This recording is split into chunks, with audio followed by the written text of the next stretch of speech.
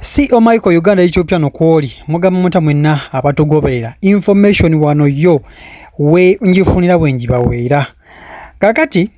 nabbi omukazi amawulire agaliwo ndozo omukyalo oyo mumumanyi bamuyita nabbi omukazi era nga yakyaka nnyo mu biseera by'edda nga tugamba nti nabbi omukazi alina obugere bw'embuzi abasinga ku mumumanyi yaganzako ne Pastor Iga amawulire agali eyo mu America gye yaddukira galaga nti yarepingiddwa bamukutta abasajja abo basatu ne bamukozesa era isawa yonna bagenda kuba nti ate babasiba naye abasajja bamukutte Bannayuganda ate bawano mu industry kakati jagala nkutuuseeko information akwatagana kweno saga yonna eya nabbi omukazi owulire bwino n'ekituufu ekyabaddewo ku nabbi omukazi kuba kigambibwa nti yabadde agenze ku kivulu kya Luna Mubiru nga kyagenze okwatendinga era mbu azannya omupiira ogw'ensimbi kakati njagala nkutuuseeko nabbi omukazi information ye owulire nti ensi si nnyangu kankuwa akatambi kano okewulirireko ne video gimpere like esobola okuba nti ate etambula information etuuka kwoyo omulala agyetaaga nabbi omukazi information woyo naye ono gwe bagamba nga alina obugere bw'embuzi naye naye omukazi yali yagenda dda mu America yagenda dda ali California eyo kati Haji Aluna yavudde n'agenda n'akubayo ekivulu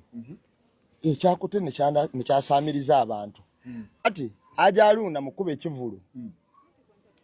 abantu banyumiddwa nnyo era ne tufunayo omusajja gwe bayita Ntambi eyazze ku kivulu we California eyo kwe wabadde ne babuukinga waggulu gye bagenda okusula ruumu we babuukinze ruumu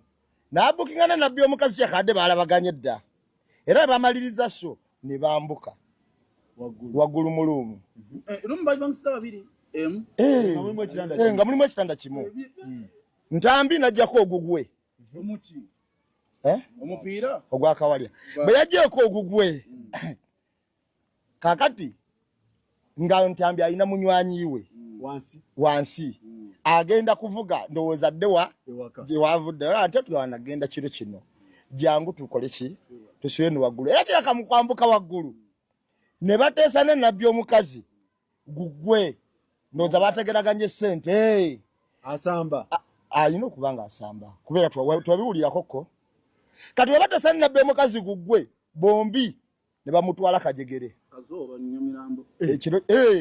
kale bamutwala Kajegere kirabika ebyensasula bamutaddemu ebyekiyaayi baganye omuwa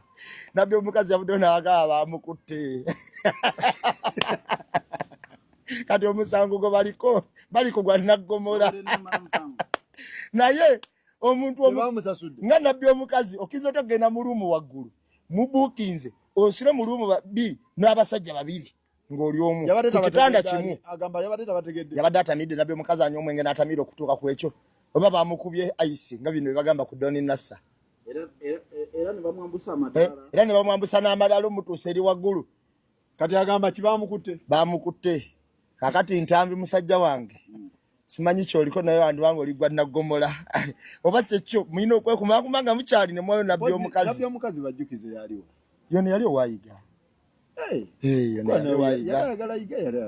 bagamba mbu yali maama wa Musumba Jjengo omuto yandibanga yali owayiga twalira twamulaba nnyo wano ng'afudde n'atubuzaabuza wano edda mbu alina obugatto bw'embuzi simanyi biki yoyo naye ekiri mu America California kisa kitokota naye babanga bamukutte ekyo nzisikazi nakyo naye babanga abadde bakkanyiza noyagala okuwaayira bannuma ati ensi gye muli ndowooza bonna Bannayuganda ekyokola si kituufu so kati nze nja kusaba bagende mu mateeka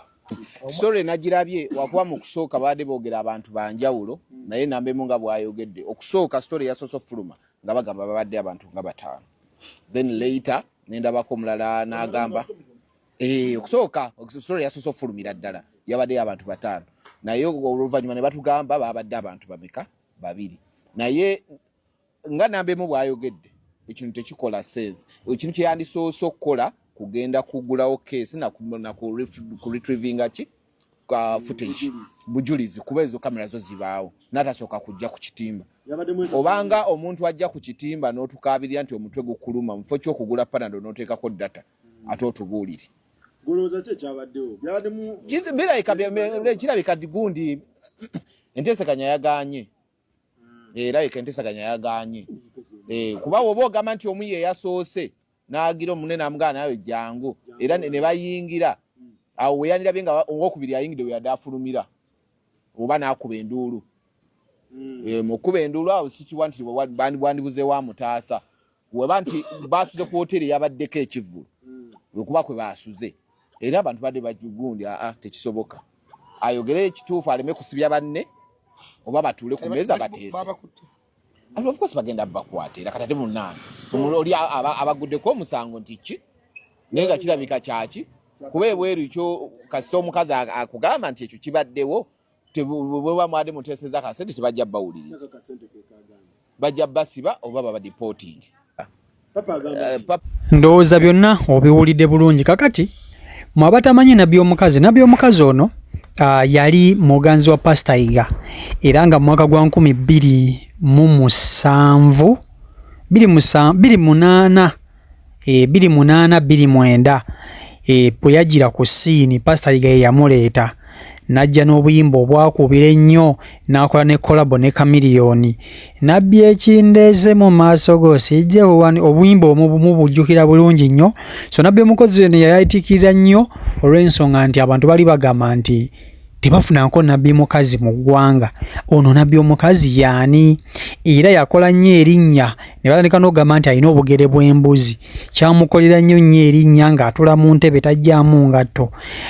recently gye buvuddeko awo baagera ne bakwata Pastor Siraje nabbi omukazi mweyo saga yalimu era ekyamwaliriza okuba nti ate adduka ebweru n'addukira mu America gy'ali nakati so byebyo biri ku nabbi omukazi nenga mwenna abali tamumanyi yone yali mukyala wa Pastor Iga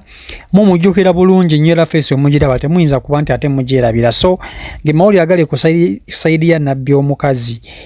osobola okugenda ku internet n'omunoonyerezaako nolaba ku buyimba bwe obukadde noyongera okuba nti ate omujjukira bulungi nnyo naye nga mubale okuba nti ate mutugobera mugende maaso n'okuba nti mwongera okusubscribinga sako n'okuba nti ate mulayikinga video zaffe mbaagala nnyo mubeere bulungi.